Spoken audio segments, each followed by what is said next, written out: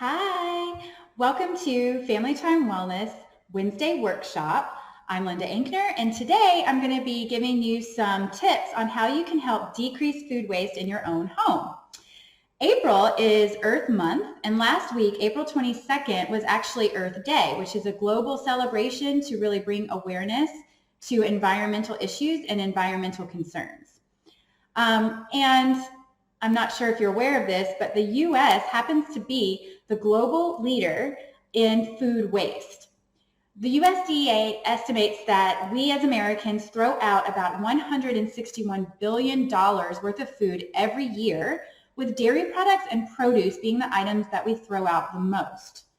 So why do we waste so much? Well, I think there are really three factors that really contribute to our food waste. The first one is a misunderstanding or misinterpretation of product dating on foods. The other one is definitely overbuying due to not planning properly or impulse buying or not really having a good understanding of what your family needs in a week. And the third thing is, as Americans, I think we tend to underutilize portions of fresh foods. So as you can tell, food waste not only affects the planet, food that's thrown out actually ends up in the landfill and contributes to methane gas emissions. And about 22% of solid waste in our landfills is actually food. So it negatively affects the planet, but it also negatively affects your wallet, right? Because if you're throwing away food, you're essentially throwing away money.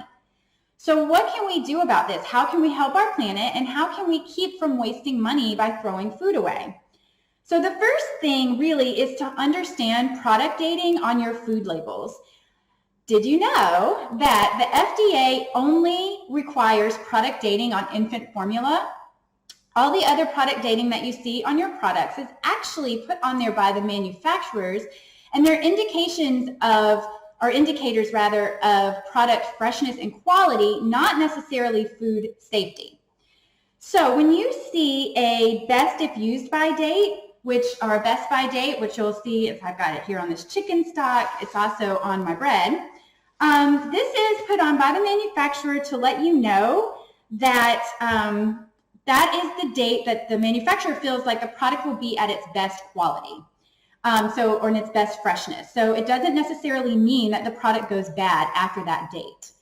If you see a sell-by date, like on these tortillas, this is what you'll typically see on bakery items or deli items, things like that, some foods that are made more fresh and then sold right away. This is actually more of an inventory management date for the store. And so it just kind of lets them know that this food item was made so many days prior and it needs to be off the shelf by this particular day. But once you get it home, it doesn't necessarily mean that the food has gone bad or will go bad. The other thing you'll have is the use by dates, which like here on this hummus has a use by date. And this date is similar to a best by date. It just means that it's recommended to use the product by the date in order to get the best quality and performance out of a product. So if you see these dates, but you're getting home and you're properly storing your food and you're properly taking care of the food, a lot of the times you can eat the food well past the date that's on the actual package. So like I said, this just kind of indicates quality, not food safety. So a better indication would be kind of look at it and smell it. So if you open your container of hummus and it's past the date, but it still looks and smells fresh, it is good to eat. If you look at it and you open it and it's moldy or it smells bad, then definitely toss it out.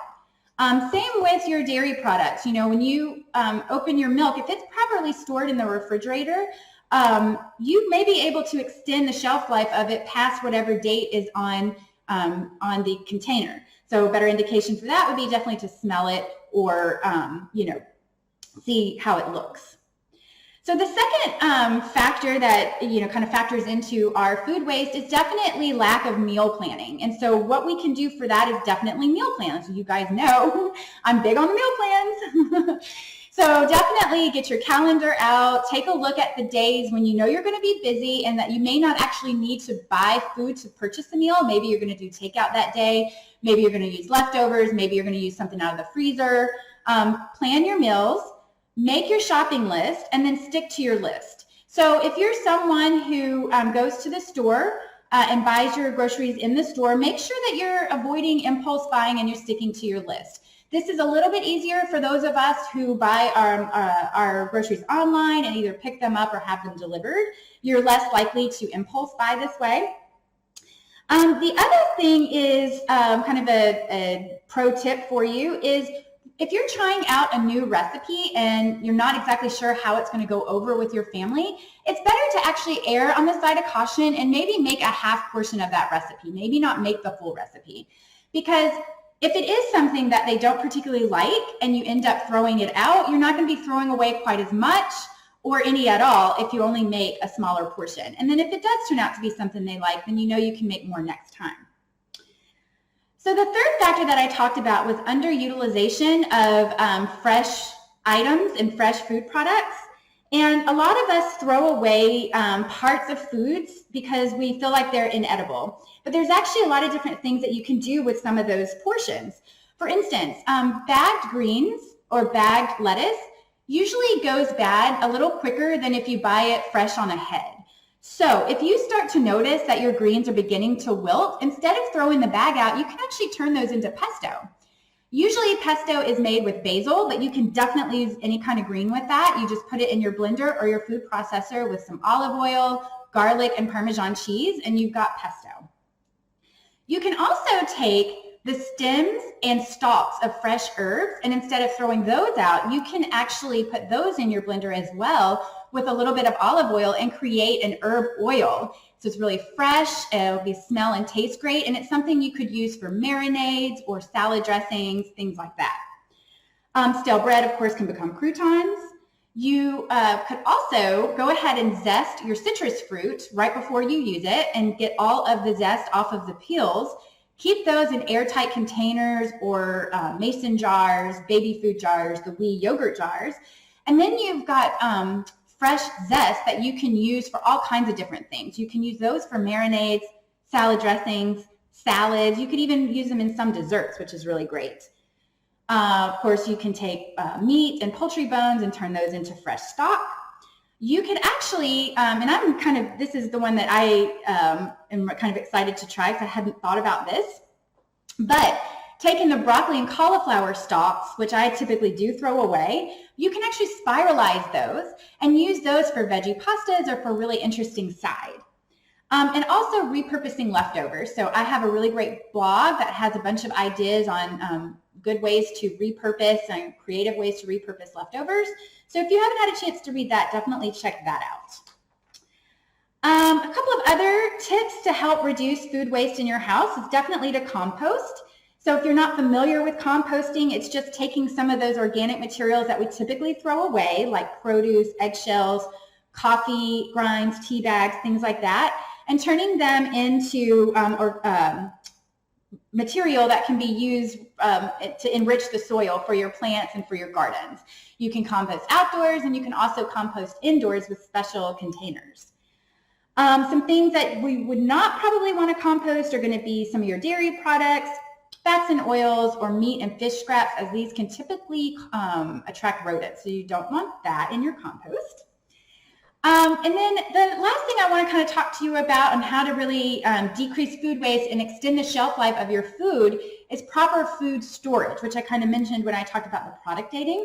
So I'm going to take you over to my refrigerator and kind of show you a couple things here. Okay, so talking about food storage, let's start with the refrigerator. You want to make sure that you are keeping your refrigerator at a temperature that's less than 40 degrees Fahrenheit. Between 37 and 40 degrees is ideal for your refrigerator to keep your foods fresh and keep them fresher longer. The other thing, which is a pretty common thing that we all do, myself included sometimes, you really should not keep your milk or other dairy products in the door of your refrigerator.